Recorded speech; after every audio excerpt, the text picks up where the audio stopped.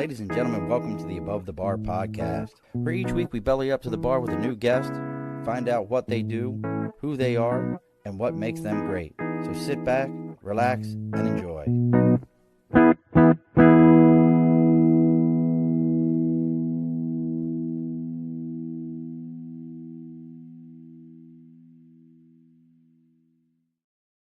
Alrighty, folks, welcome back to the Above the Bar podcast. It's your host, Sean. We have bellied up here on the first Wednesday in April. It is April 2nd, and we have got a good one today.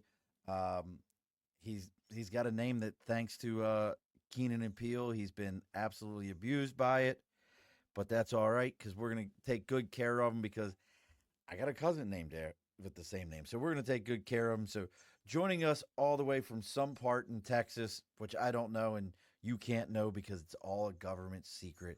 It's Mr. Aaron. He's got a great, listen, real quick, he's also got a great name for like a Marvel, like I'm going to be honest with you, it's got like kind of a Marvel villain name. I'm going to let you know that. It's Mr. Aaron Rokstad.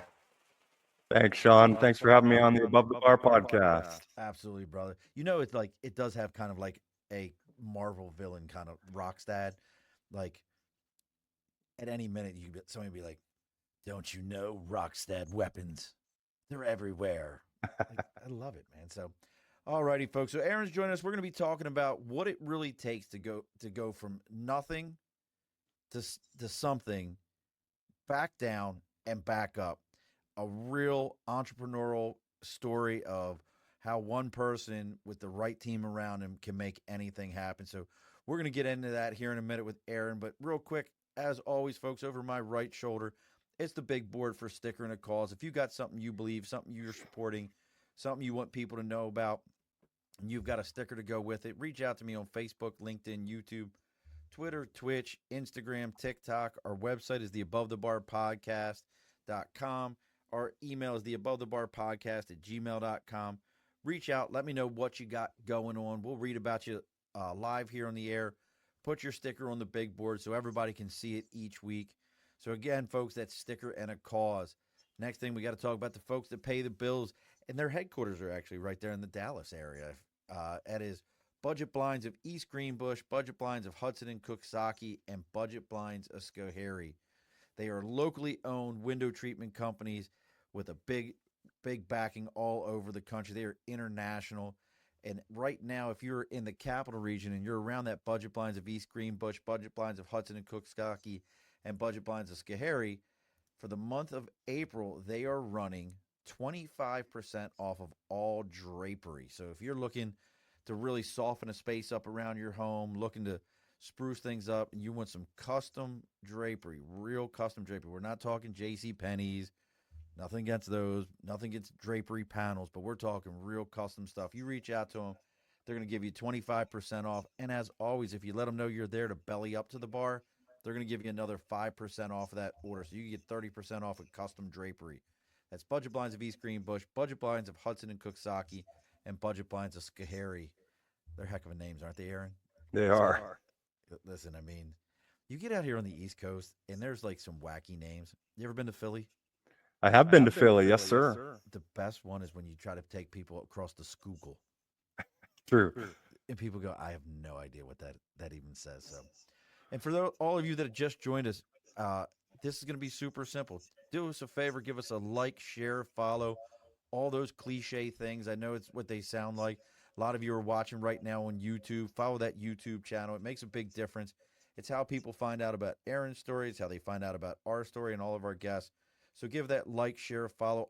So, folks, this is live. So if you drop a comment in the chats, you got questions for Aaron, we can answer those questions right here live on the air. So did I cover it all, Aaron? Do you think we're good? I think you're good, Sean. I think we're good. So let me make sure I got this right. I want to make sure I got everything taken care of here. So you have 15 year leadership experience, North America, developing different range of businesses. The biggest one, though, of all of them, and I love this, bootstrapped a startup energy company. Bro, Yes, sir. That's big. Now, you were Rokstad Power. What was, if you could talk about it, what was their part in the power energy world? So we built a lot of transmission lines from generation sites to load centers. So, kind of the middle of nowhere, wind farm, solar farm, hydroelectric dam, all the way down to, a city where it gets consumed. And we also do a lot of work in and around those towns on the overhead power lines, including when wind blows through or there's an ice storm. We're first response on the ground.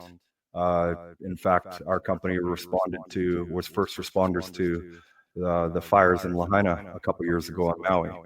Oh wow, the big one, like that was all over the news. Yes, sir. And I think a lot of people don't understand that about power, and you can explain it better than I can. I think most of us think like, hey, the power plant also runs my wires, also runs everything. Like here where I live, we have a company called National Grid. I refer to them as it's National Grid, but um, I think most people think that their job is everything from the power plant to my microwave, but that isn't the case, is it? It really depends on where you live. There's some areas where, for example, National Grid, yeah, they do everything from getting the power wholesale all the way to getting it to you. Um, but a lot of the utilities are buying power from generators themselves. And then where we come into play as a contractor or as an extension of the utility is they've got a certain amount of workforce in-house, and we tend to do the wild and wonderful projects that their folks don't do. We consider ourselves, I guess, to use a military term, Sean, we're kind of like the Navy SEALs. We go in there and do the hard work. Our guys are hanging from helicopters, working on energized 500,000 volt lines, some pretty wild stuff. Oh my It's god. definitely one of those things where when people come home and flick their light on and their lights come on, there's not a lot of thought to the men and women behind that make that happen. Yeah, nobody considers that what it takes to have that power. I mean, what is it they say?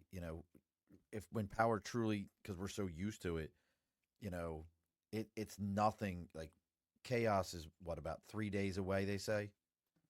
Exactly. Yes, I mean you guys are a pretty integral part of that, and really even putting it further in perspective, we're only what maybe 120, 140 years of actual electricity the way we understand it.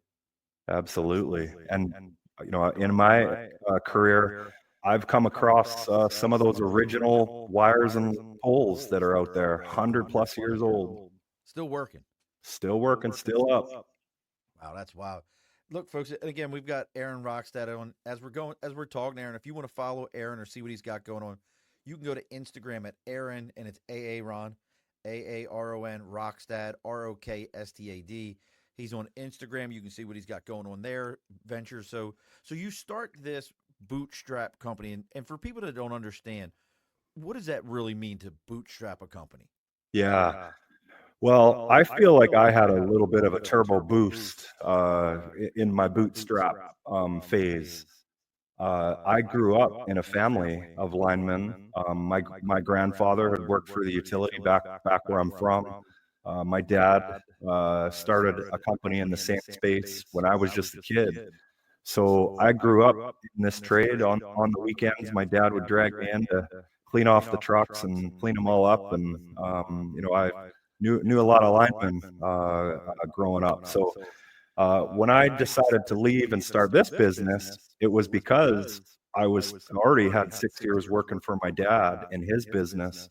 He ended up selling his business to the largest player in our space, and that whole corporate scene just wasn't for me.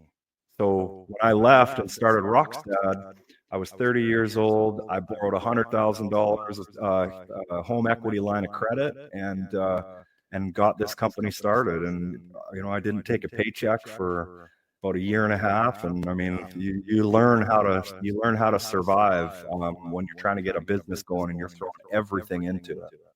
I want to stay with that for a second. Something you just said about when you start a business, that whole like, hey, I got to do what I got to do to get this thing really going.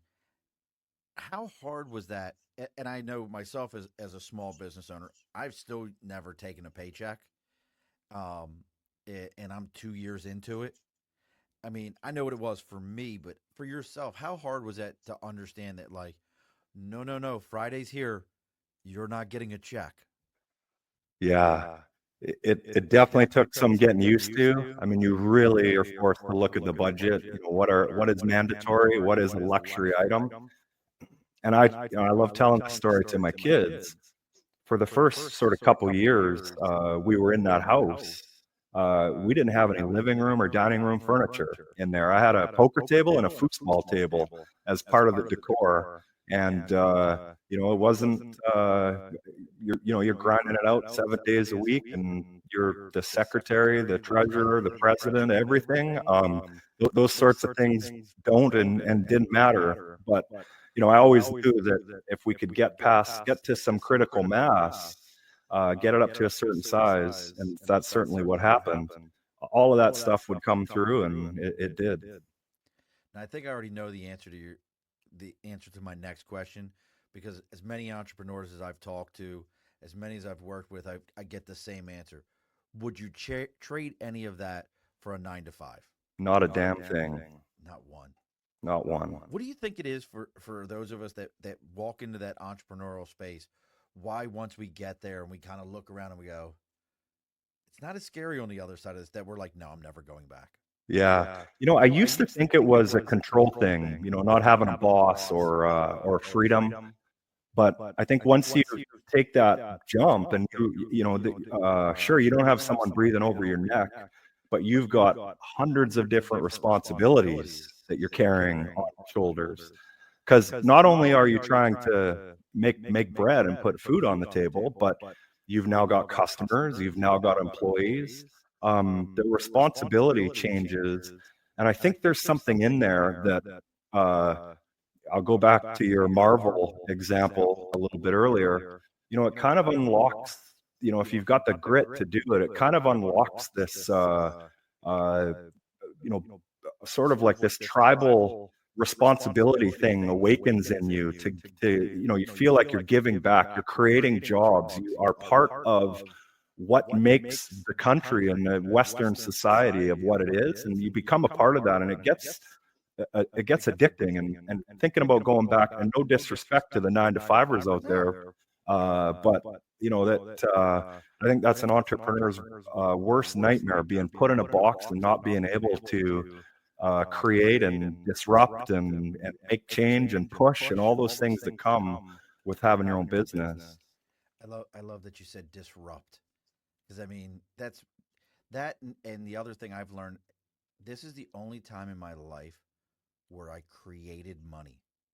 And people don't understand that when I say that, like, no, I've created money. They're like, well, you create money when you go to a job. No, I don't. Somebody else hands me money for my time.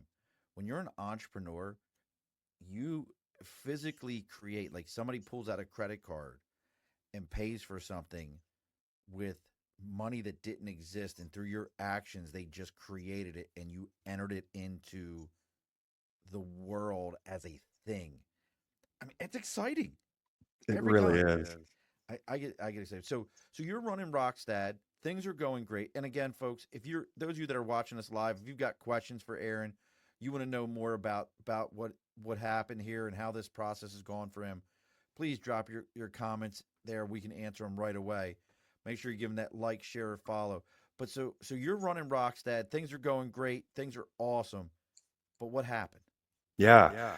Well, before the sort of big thing happened, again, I feel like I was prepped for that, because we had another big thing happen a few years before that. So in 2014, we went out and we raised equity to help come in and shore up the balance sheet of the business. And we saw this opportunity to, like I said, go and do these massive transmission projects that were coming. And those take a lot of cash. They take a lot of capital, working capital, that sort of thing.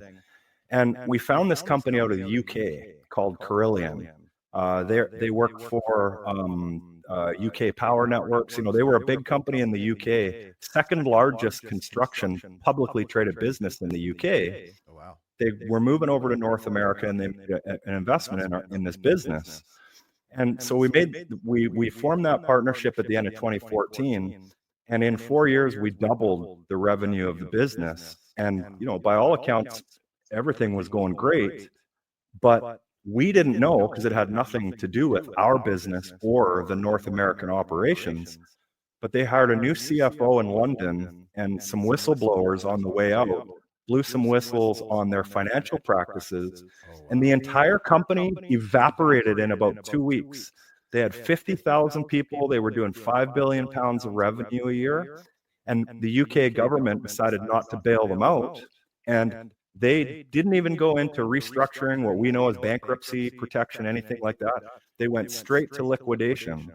And I remember I got a call at 11 p.m. because it's 7 a.m. London time. And it was the CEO of the North American business saying, "We're going out of business. I'm sorry. That's going to mean that the investment we've got in your business is going to hurt your business." And that's exactly what happened. They were providing all the credit facilities. We were basically leveraging their balance sheet to grow.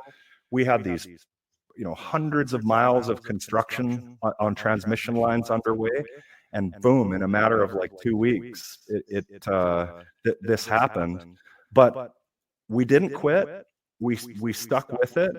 And in August of that year of 2018, the Rokstad family, because I'm in business here with my dad, we're partners. Okay. We ended up buying the business back for around 10 cents on the dollar of what they paid us. So we got the business back, we saved it. This is 2018, and boom, we're rolling, having sort of lived through something like that. And wow. Yeah, so that was the sort of the first turbulence on the flight that we had. Bro, that's like an Enron kind of thing. That's what they call them. They call them the British Enron. It's brilliant. British Enron. People went to jail. Like, it was ugly. Like wow, just hearing that, like all of a sudden, just everything. So 2018, you and Dad pull it back together. Yeah. Pennies on the dollar. We're back. We're rocking and rolling. Things are We're happening rolling. because you know how to run your business. That's right. Which is a huge thing. If you have a good foundation, you can run anything. So that's moving along. You get things back going. What happens next? So when we got the business back, we were back to where we were at the beginning of 2014, which is, we're not going to be able to participate in these bigger projects. We need to go and find more maintenance type projects and set up depots or yards around different states and that sort of thing, and work for the local utilities on their maintenance plans. So we call that distribution work. It's the lower voltage in your neighborhood, changing poles, responding to storm, all of that stuff. So the helicopters are gone, and all the big construction cranes, all that stuff's gone. Now we're doing the residential neighborhood stuff, which is still part of a great part of the business. So between 2018 and 2022, when that's back when the business was owned privately again, we grew that business again to higher revenues than what we had when we were with the UK business. So we got to around 1,100 people. We hit around 500 million in revenue in our peak year, and we were everywhere from Hawaii, California, Texas, Canada. Like, we were working everywhere, and at that time is when we lost our largest customer. We ended up having an accident on a utilities property in California, and we ended up losing our largest customer, which is about 50% of our revenue. So we pivoted the strategy again. We knew that we had all of these people, all of this, revenue generating resource that was there. We moved them to Michigan. We ended up getting work in. You asked about Philly earlier. We set up in Philly. It was a great story around how to persevere when, trying to replace revenue when you lose your largest customer, which for any entrepreneur out there is a really scary thing to go through. So that's sort of what has led to the recent event, because as we did that, going through the cost it takes to demobilize out of California, Northern California, get these other areas set up. We've got these areas, new areas set up. We're delivering. Our customers love us. Philosophy of ours is not just customer satisfaction, it's customer delight. Like if we aren't doing something that is completely different than what our competitors do, we're not trying hard enough. That's sort of the philosophy that we have, and that is everything from on the safety side to our philosophy on building relationships with our customers. It's a very important part of this, very risky and dangerous business, and we do that better than anybody. And that's what led to us going out and trying to find another partner again. Hey, we've got this industry is growing so much, and there's so much investment, not only because of the population growth, the demand for energy, but just like I said earlier, like, dude, we're changing 100-year-old poles sometimes. Like the utility it's got no business with infrastructure that old out there, but it's that old. And so we've got this, latent maintenance that's overdue, and then you've got the demand growth, which is creating this, this industry. I'll call it the power transmission and distribution business has never been bigger. There's never been more opportunity, and we could see that from my dad's humble beginnings when he started his business in the '80s to now we're a nationwide contractor. Getting to know all these different utilities, you could just sort of read the tea leaves and see that there's a play to be made here, and we're a growth company, and that's sort of in our DNA.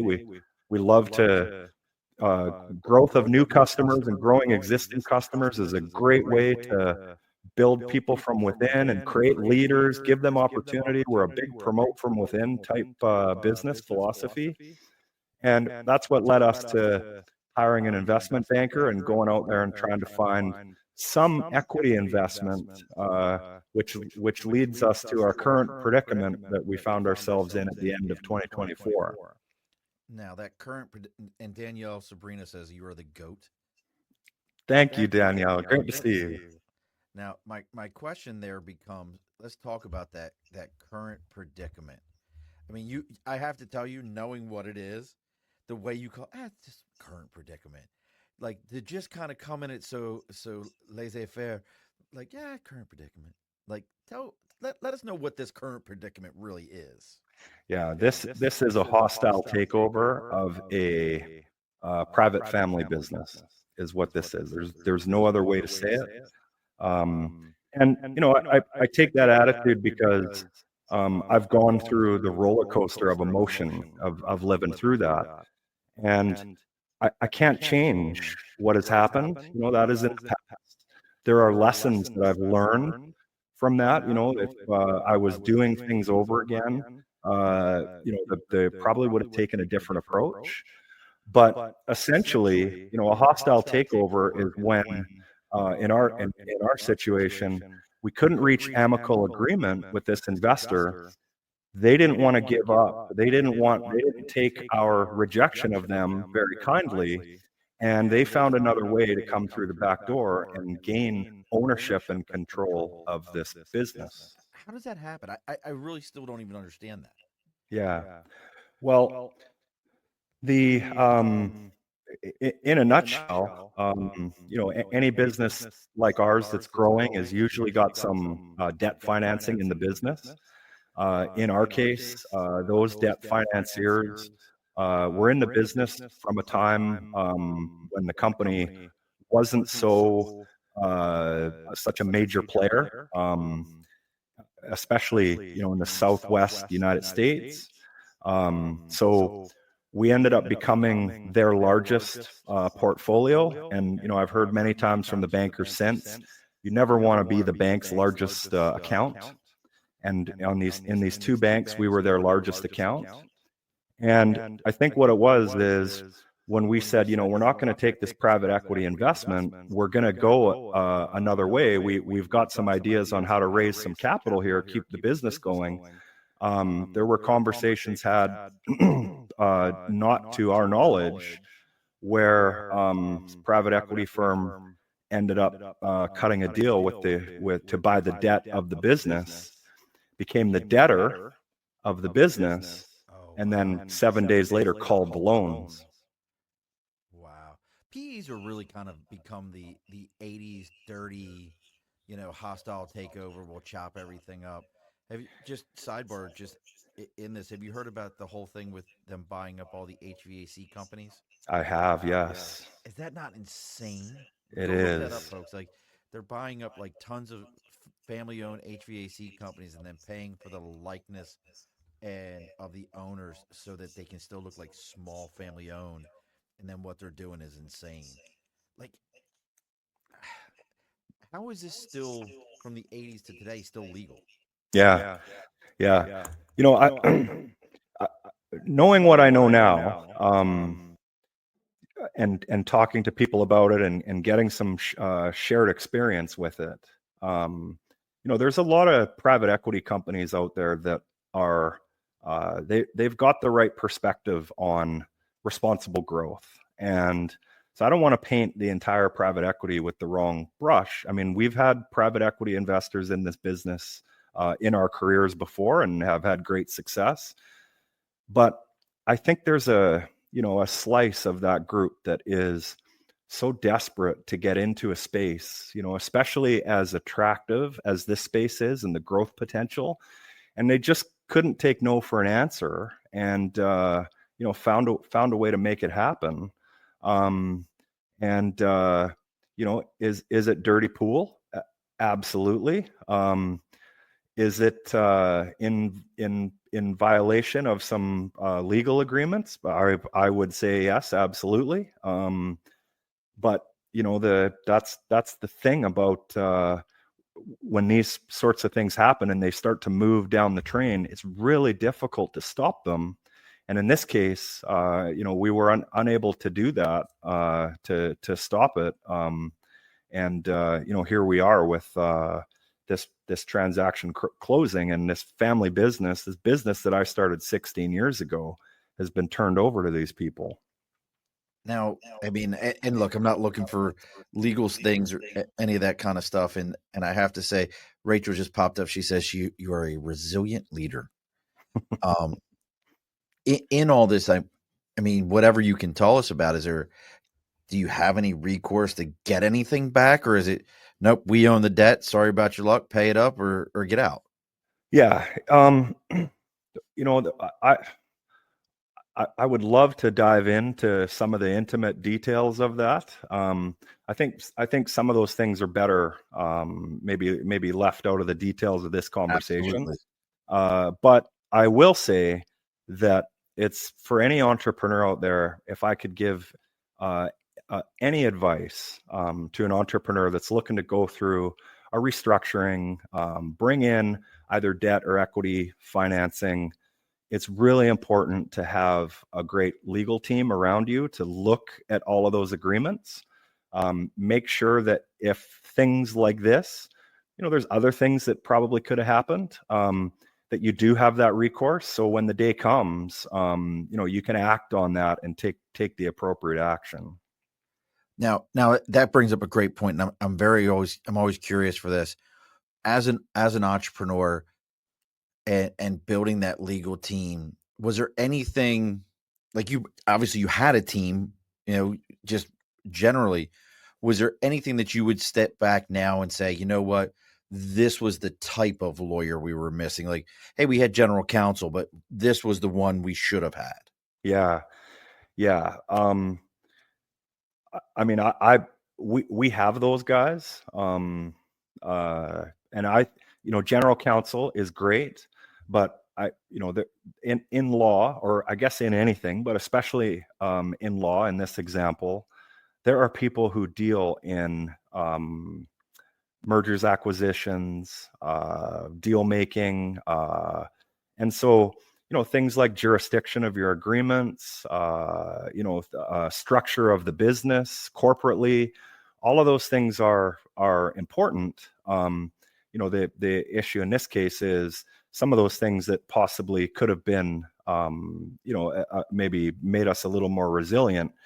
You kind of, once you get going down the road of, trying to bring on a trusted partner eventually here, you just kind of never think that, oh, we should, go through this massive restructuring to protect us in the event of this. So, there we were sort of left out to hang a little bit on that sort of thing. Now, so I mean, so myself and any of our guests can have a better understanding.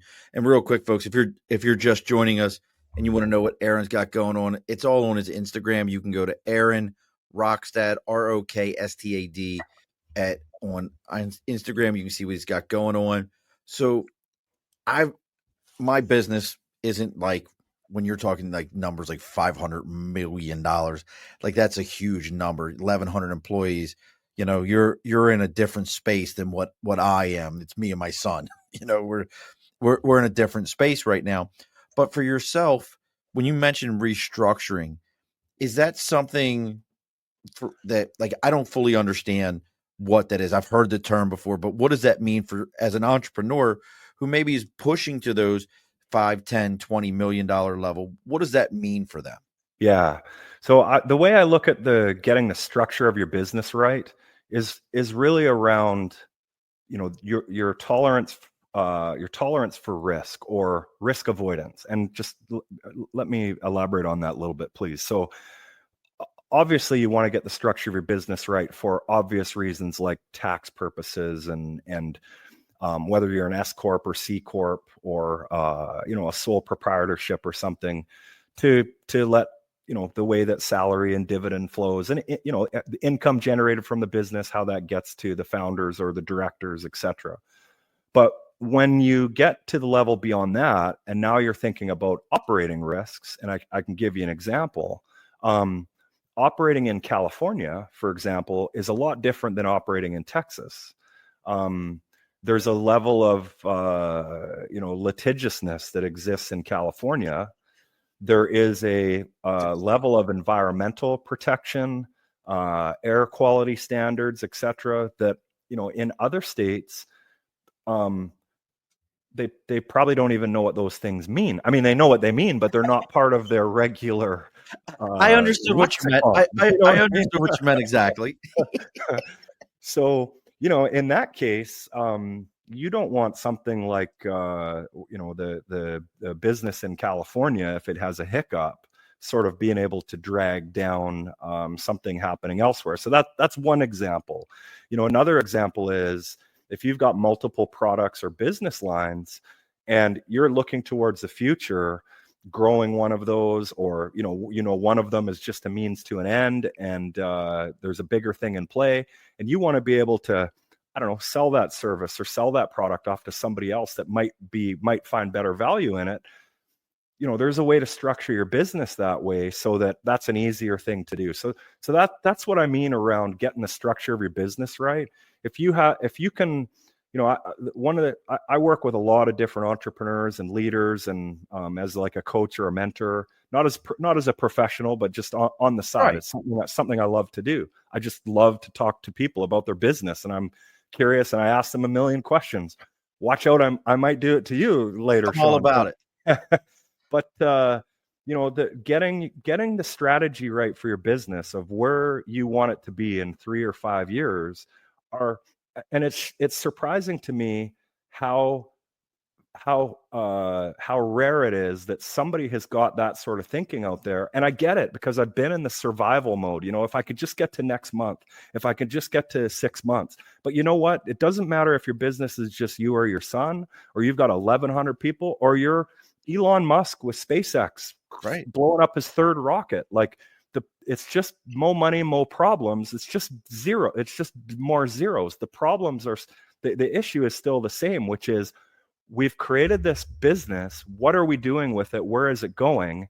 And the structure of your business should reflect what that outcome is. So in our case, multi-state, multi-province business in Canada, we ended up selling off in 2023. We ended up selling our business in Arizona because we had the structure set up the right way. That was a very easy transaction to do. The buyer found that really helpful. That was a great way for us to sort of raise capital in this interim period. And that was thanks to us having the right structure, sort of, the learnings from what happened in California a little earlier. So that's what I mean about getting the structure right of the business. Most people think about it like, how can I best protect myself from tax and flow money in and out of the company?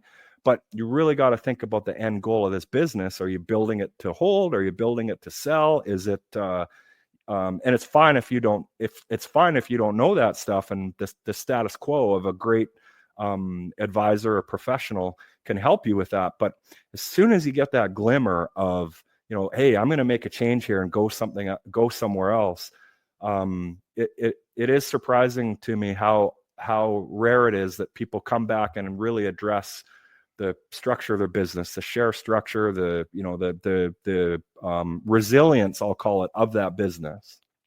Aaron, I've had a lot of entrepreneurs on, people that claim to be serial entrepreneurs, all kinds of folks, like all kinds of companies.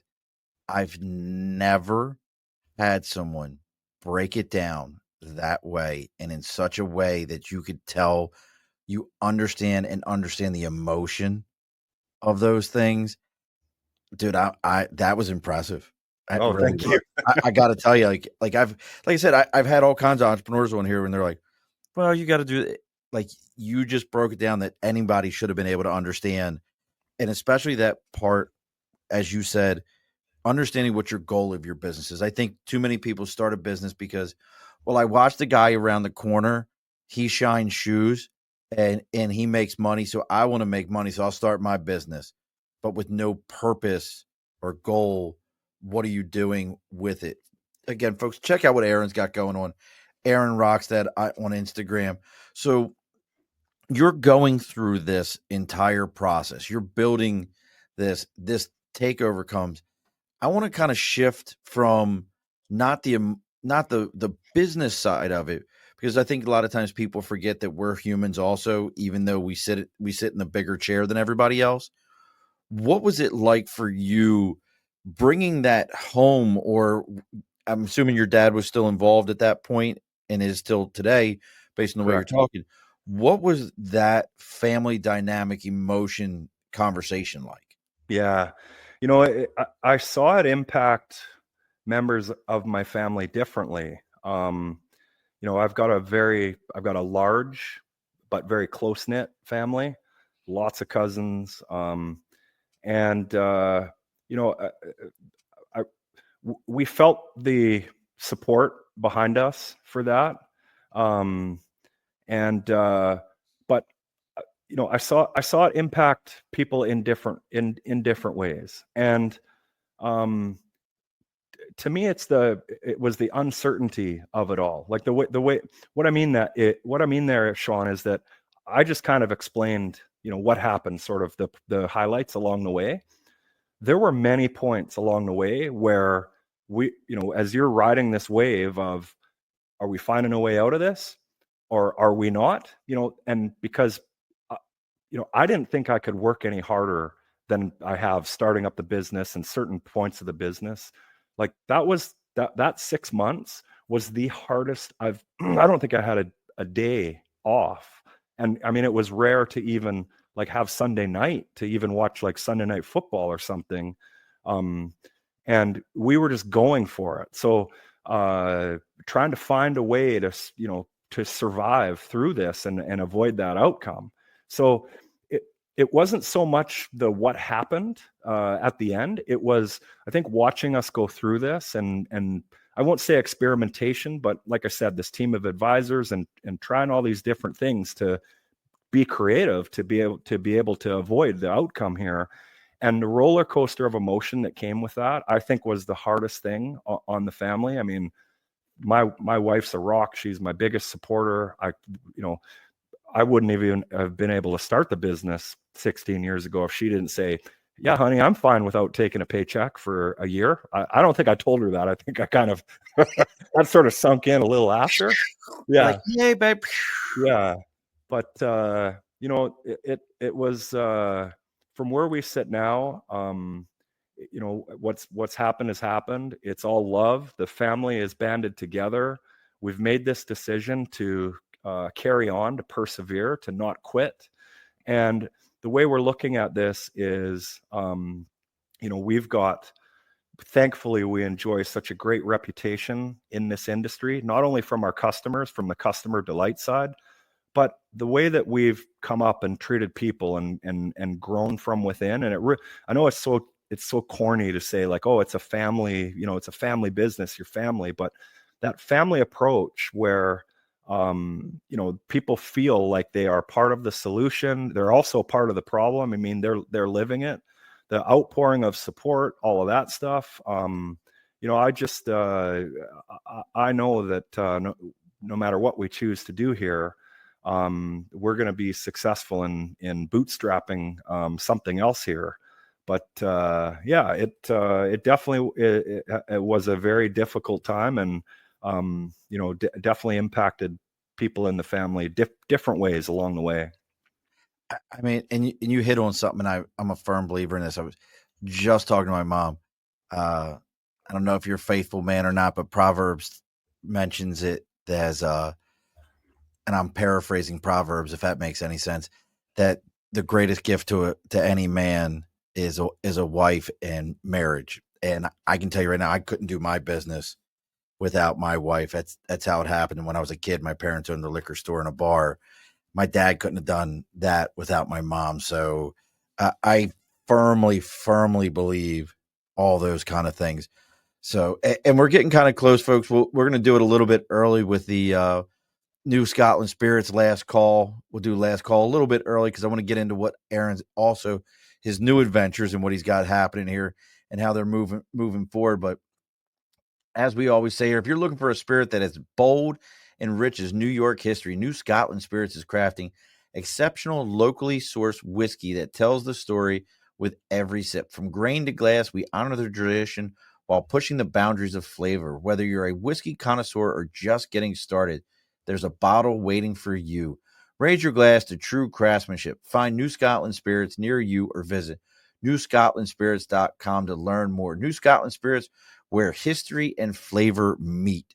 And look, here's one for you. I know you probably had some Kentucky bourbon, but out here in New York, they got a new thing. And I'm looking for my bottle here as I'm finding their bottle of White Dog, and I'm going to ask you here in a minute what you're having. There it is. Have you ever had an Empire Rye? I never have, no. So that's a new thing here in New York. Kentucky bourbon, white barrels, blah, blah, blah, all that. So now here in New York, they have Empire Rye. So it has to be 75%. I think 75% of the rye has to come from New York. And then it's considered as an Empire Rye because rye is a New York grain. And look, another Marine just showed up, Orchid. She's a former guest. Go check out what Orchid's got going on, folks. Drop your website there, Orchid. I'll remind everybody. She's got all kinds of kids' books and stuff about being a train conductor, and it is absolutely delicious.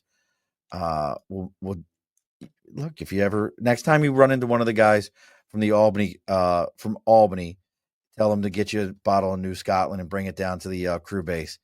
Amtrak won't mind if one of them's hiding a bottle of liquor in their bag. But so you go through all this. Your family's. I mean, we're still going through it. I mean, and I understand that portion of it. You're still going through it, but I mean, you truly are that entrepreneurial spirit. That guy who's like, okay, you might knock me back on my heels for a minute, but reality of it is I'm gonna keep going. So what's the new adventures? Yeah. Well, there was just one other point I wanted to make around, what is a business in the first place, other than, it's a collection of articles and bylaws and all of that stuff. And, that, and of course that, then it has tax numbers and bank accounts and all that stuff that goes with it, payroll, workers' compensation, all of that stuff. But at the end of the day, a business is the people that are in the business. And it is, and there's that old expression that culture eats strategy for breakfast. And and so the reason why I sit here today and I'm calm about it is because they can take that we've gone through that, and they can take that stuff away, but they can't take away your ability. They can't take away your spirit, and they can't take away the passion, the fire, the knowledge that you have to go and recreate and create something better and use this for fuel. Sean, in my entire career, I've never, all of the stuff that we've done as a business has been because we just love the industry itself, the trade. It's great work. It's rewarding work. We've never really had a nemesis before, like I've never had that sort of Dr. Evil or whatever. And it's really sort of invigorating to have that, like, man, somebody actually like did us wrong here. What are we going to do to, get even or whatever, let alone just doing great business is a reward in itself, and everything that comes with being an entrepreneur. So anyway, that's something that we carry. We talk about that quite a bit. And, I think that's why we're so excited about what's coming in the future. But right now, what we're trying to do is just settle on a few things, get some of our affairs in order. Anytime you go through something like that, where, former CEO of a business, director of the business, founder of the business, I've got responsibilities like fiduciary duty, things like that, where maybe they're not, directly implied in my employment agreement, but, there's a certain sort of cooling off period. And again, thankful to the advisors around us. We've not going out and doing anything to get us into hot water. But all I will say is that the Rokstad name has been synonymous with being a leader in this industry since the 70s, and it's not going to stop. And just because I don't have that company anymore, that collection of articles and bank account, I don't care. They can have it. They got it. We're going to create something bigger, better. And, if folks want to keep an eye out for what we're up to there, hit us up. But maybe on a return visit, Sean, in a couple years or something like that, I will be hailing all of the things that we've done to not only, go and create a great culture business again, but, get that sort of level of revenge or satisfaction that comes with a nemesis. Well, I mean, brother, let's pause for a second. You've already said you had the UK version of Enron fall on top of you. You've had other things, the whole California piece fall on top of you. And now this, I mean, you guys know how to put it back together. We do. How to make it happen. I mean, I don't know who this other guy is who's got headphones on named Brody Rokstad, but I don't know who that guy is, but he agrees with what Rachel said. And Orchid doesn't even know you, and she's saying she believes in you. I mean, you're selling it already, brother. So I mean, awesome. Picking up these pieces, and you've already said it. You've got a great support system around you. You're putting pieces together around you. Is it? And listen, you can tell me, Murph. I can't tell you everything yet, but is it? Oh, excuse me. I don't know where that came from. Is it the energy piece? Are we staying? Because that's your wheelhouse is line work and energy and that stuff. Are we staying there, or is it a complete right turn and all of a sudden you're going to be professional basket weavers? I mean, what are we talking here? Yeah, that's a really great question. So that is actually the exciting part about, being able to take a step back, take a breather, and I guess maybe back to that, set out that strategy example again. There's so much stuff happening in this space that we didn't really look at before, and I can give you a couple of examples of that. And I'm sure, to the folks out there that are watching, that are following what's going on in AI, and the Chinese being able to develop an AI model for cheaper, quicker, etc. That isn't going to stop. Like, the amount of demand for data centers and is astronomical. And what you find is these data centers, They can't wait 6, 7, 8 years for a utility to get their poop together to give them power, 400 megawatts or a gigawatt of power. They're building their own small nuclear cogen fired plants to fuel their own data centers. That's how much power they need. That has never happened before. Okay, maybe back in the steel producing days in Pennsylvania, where some of the American Steel and stuff, where they did that, but we're talking a scale that is completely different. So you got things like that where there's a massive opportunity there. You've got we just had the fires in LA. I talked a little earlier about some of the stuff that happened in Maui with the Lahaina fires. And so you're seeing these utilities, unfortunately, to the consumer, really invest a lot of money in their grids, which, they're going to pass on to us as consumers. Right.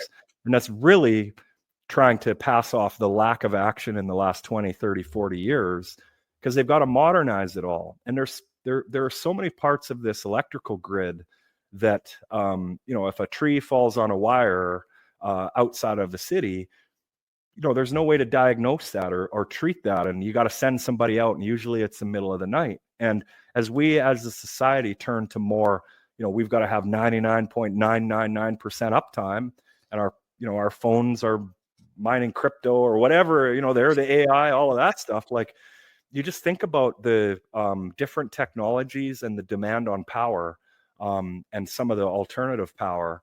And so, yeah, I think, our history is the line work and the linemen that do that work and all the equipment that comes with it, the really creative methods and some of the wonderful and wild projects that we've done before.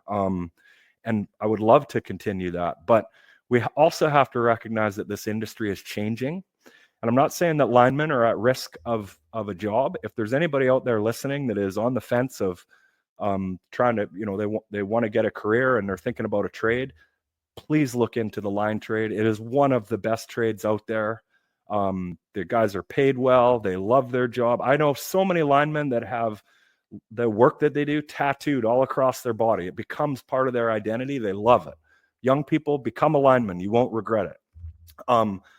So yeah, that whole thing, but being able to look at what's happening in the future is really exciting. And like I said, we're in this period where we're thinking, making connections, networking, telling this story out there. And the response we're getting from these different people in different industries, I really think we're going to have the ability to leverage the reputation and experience we have, bring that knowledge into some of these emerging, I'll call them, opportunities in the power space. Dude, I love that energy. Well, and Annie G says, may I be one in the family that says, so excited to hear your next business venture. And Oregon said, it's popping on the lines right now. I don't know what that means. And I know she's married. Maybe I thought her husband was a railroader too, but maybe he's a linesman. I don't know. But and it's funny you were talking about the different ventures. You may have seen this recently. Do you see where they're putting data centers on top of the oil wells in the Midwest, using the gases that are coming off to produce electric power, like this whole process? And they're like, yeah, we don't know how long it's going to last, but we figured this data center could sit here for a good 20, 30 years based on the gases that are coming out of here. And the power's direct at that point. Exactly. Oh, she says, no, all over social media, people are talking about linemen and their jobs and their wives. Yeah, like I've never, and Aaron will probably tell me I'm a crazy man, but I've known a few of them growing up, but I ain't never met a broke one. They all got nice trucks. Yeah, and they all, true. They might do some, I ain't never met a broke one personally. Just like, I ain't even met too many broke railroaders. I mean, this is incredible. So, I mean, can we get a taste of what the next, do we know? Can we get a taste? Anything? I really wish I could, but I'll take it back to that. I'm sorry, bud. Back to that fiduciary duty. Yeah, I really wish I could. All right. Well, so as we do on every episode, and one of my partners isn't here right now, he would ask you this question, so I'll ask it for him. So we always are curious about people's go-to meals after things. So like after like a big project, like, hey, obviously you're in Texas, you had all the lines that went down after the ice storms a couple of years ago. You got the Hawaii things. Is there like a go-to meal for either Aaron or for the Rockstads that like, hey, we've accomplished this. This is our go-to meal? Oh man. My kids are really into In-N-Out, and we have been just smashing that place. So Well, you got to tell everybody what. So you're international right now, so not everybody knows what an In-N-Out is. yeah, In-N-Out is a West Coast burger chain, and they make it fresh to order. There's just something about that place. The burgers are just amazing. So my go-to meal is a couple burgers and a vanilla milkshake. When we're celebrating.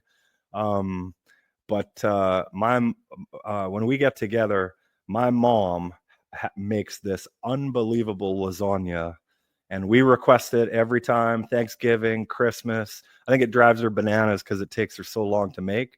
But anybody who eats that lasagna is like, "Oh my God, what is that?" And yeah, so that's a little home cooking would be my mom's lasagna. But if we're celebrating and it's not a steakhouse or something like that, it's the In-N-Out burger chain. Monster style Yeah, you got animal style. or animal style? That's it. Animal style, yep. My Animal style. West Coast time is very limited through the Marine Corps, but see, if I'm on the left coast, it's got to be ultimate double bacon cheeseburger from Jack in the Crack. Like There you go. that burger is just ignorant. There's nothing on fast food wise on the East Coast burger places. There's like Five Guys can't hold a candle to that. Like, and Five Guys is good, but Yeah. at Jack in the Crack Ultimate. So, look, folks, as I've said a bunch of times here, if you want to know more about what Aaron's got going on, you want to learn more about Rokstad Energy, or, I can't say, and he would never allow me to say something like reaching out and sending a nasty gram to the folks that took over. I would never allow him to say that. I would never allow it to be said. So I'm telling you right now, don't do it at all. I don't want to hear anything about it. I don't want any repercussions in that way. So you all heard me, right? I'm going to make that real clear. Did I make it clear enough for everybody, Aaron? I think so. Loud and clear, bud. I'm making it very clear to everyone. So make sure you're checking out Aaron. Give him lots of follows over on Instagram. And again, here, we're always looking for lots of follows, likes, shares, all those things. But if you're curious, what to continue following us, next week we have a gentleman. See, look, orchids are here. Oh, fine. We have a gentleman coming on. I've known him for a lot of years. He's here in the Capital Region. His name's Alan Baker. Alan and I are going to be talking about marketing, local marketing and networking, and the value of local networking groups. I can't imagine for you, Aaron, like when you guys were first starting, how important was networking, local networking groups for you guys? Oh, unbelievable. Like you can't even it's hard to even assign a value to it because it's almost everything. Yeah. So somebody recently referred to it to me as you have to treat it like paid marketing. Going in like, hey, who am I going to see? Who's my target market? How much am I going to spend? What's my efforts? All those kind of things. Who's Sophia Rokstad? Oh, that's my oldest daughter. Well, she says you are an inspiration to her every day. Oh, Sophia, as a dad, there's no better reward in the world than one of our kids saying that. So you're an amazing daughter. I'll say it for your dad. You're an amazing daughter. Thank you. I appreciate it. Someone's cutting onions in here. What's going on? Don't do that, man. There's onions being cut all over the place. So make sure you're joining us. It's every Wednesday, 8 p.m. Eastern Standard Time. We do this. So now, Aaron, I appreciated what you told me earlier, that you spent the time to know all about us. Check out a couple of episodes. So we'll find out here in a moment if you really had gotten into it. So at the end of every episode, we always let the guest have the final word. And don't log off on me right afterwards because we got to talk for a minute here. Okay, you got it. What is the final word for tonight? Yes, I was thinking about that a little earlier. I led earlier with the, what is a business, other than a collection of, looking at that through the lens of it's a bunch of documents, a bunch of stuff, but really it's the energy and creativity behind it. And so my final word, and I guess this will come across as a little bit of advice to an entrepreneur, to be able to survive so many shifts in strategy or speed bumps along the way, you have to be able to find this infinite source of energy and push, because people are looking to you as the leader. What's next? Where are we going next? And one of the biggest things for me was finding a health and fitness, mental health and physical fitness journey. And, around 10 years ago, that was something I really needed to focus on. And I did that. And I am so thankful that that was something that I could rely on as going through this. If I look at it like, if I wasn't able to make gains in my business, I was making gains at the gym. So I was, having success somewhere. So find something that you can have success even when your business goes through the inevitable ups and downs. And that really helps you with your mindset and smooth out those dark periods, gives you the confidence that, you're good, things are going to be okay. The sun is going to come up tomorrow. And in those times is where you find your source of creativity and your ability to people see you doing that work and they see you leading. So sort of maybe a different take on what I heard from some of the other podcasts that I listened to, Sean, but that was something that really helped me go through these times and has galvanized me even more as a leader, and has equipped me to be the leader I know I need to be to get this next venture off the ground and make it successful. Alrighty, folks, be sure to push your stool in. This has been a Second Front podcast presentation found on Apple, Spotify, and wherever podcasts can be found.